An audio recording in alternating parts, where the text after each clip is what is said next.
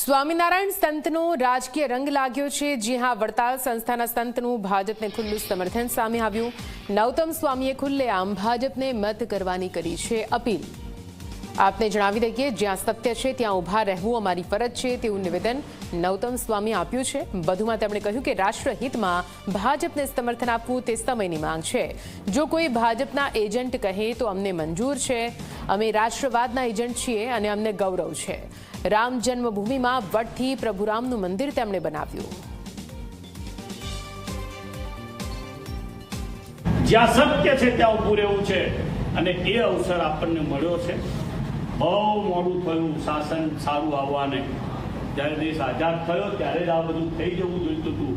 હવે થયું, કઈ વાંધો નહીં, મોડું તો મોડું, પણ આપણે આ શાસનને ગુમાવવું નથી। બીજા રાજ્યોને જે કરવું એ કરે, પણ આપણે ગુજરાતે તો કાયમ માટે ઉદાહરણ બનવું છે। બધાએ તમારે એવું વિચારવાનું કે હું પોતે યોગી આદિત્યનાથ છું, હું પોતે જ નૌતમ સ્વામી છું, હું પોતે જ ચૈતન્ય શંભુ મહારાજ છું, હું જ શંકરગીરી મહારાજ।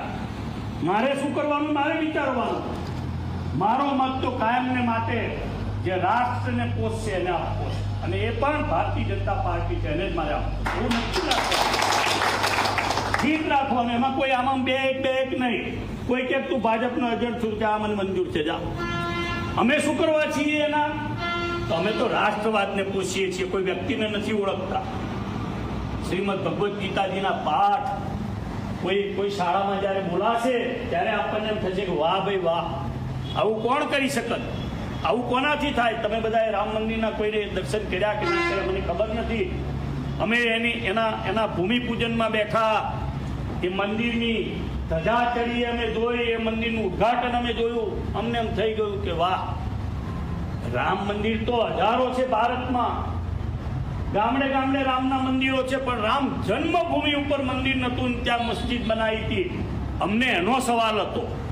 અમારા આરાધ્ય દેવ જ્યાં બિરાજતા હતા ભગવાન શ્રી રામ।